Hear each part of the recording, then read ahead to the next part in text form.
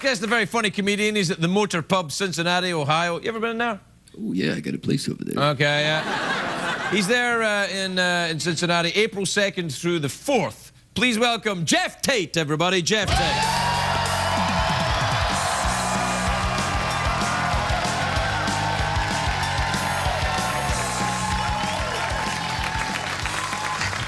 Hello, everybody. Hello. Thank you for coming. This would be super weird if you weren't here. That's my opener.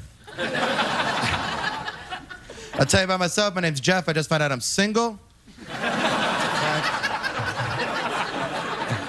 wasn't always. I was married for a few years. We're together for 10. I do not know how to be single now. I don't know where people meet. My best friend told me I should try to meet girls at the grocery store, which is crazy because you cannot be kind of drunk at a grocery store. It's a red flag. I guess people meet on Facebook, but I don't like doing anything on Facebook because my parents are on Facebook. I'm friends with my dad now. Me and my dad are friends. He waited till I was in my 30s to tell me we were friends. Could have told me when I was in high school I wouldn't have to be a comic now.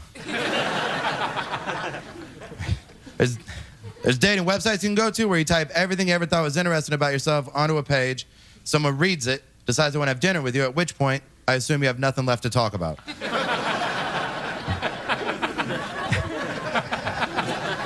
You wrote it all down. You're going to sit down at the table and say something like, I like kayaking.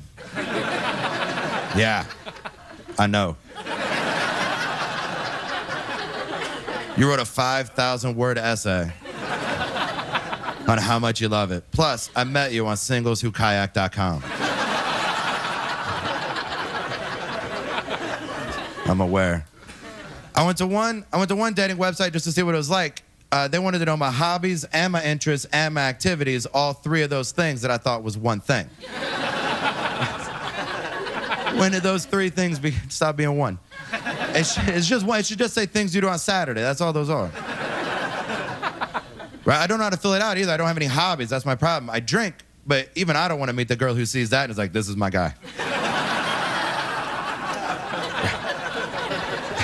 She's filling out her profile, and they're like, what kind of guy are you looking for? Drinking? Well, one who drinks?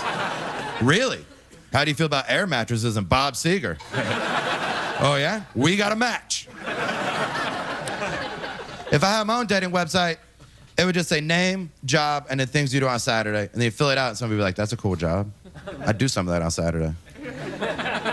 We should hang out. Right. And it would have a cool website name like, I'm pretty, but I have a baby.com.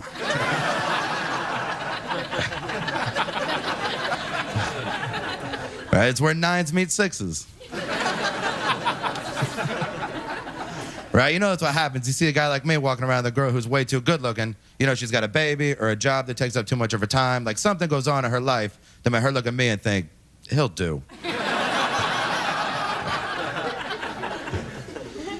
I lived with my wife for 8 years. Now I live with my brother. My brother's a world-class pot smoker. He's fantastic at it. I am no longer any good because I had to quit smoking pot for about 8 years. My old roommate didn't care for it.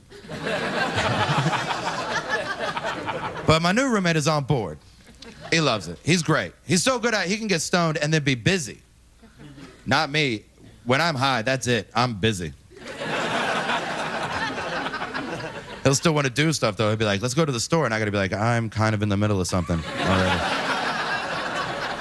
You mind? Give me a minute. Right, but he'll talk me into it, and it'll seem like a good idea until the minute those doors open. Right, but once that happens, I have a panic attack. Right, I freak out. Are we done? Can I wait in the car? Why is everybody looking at me? Right, then he's like, it's probably because you're yelling.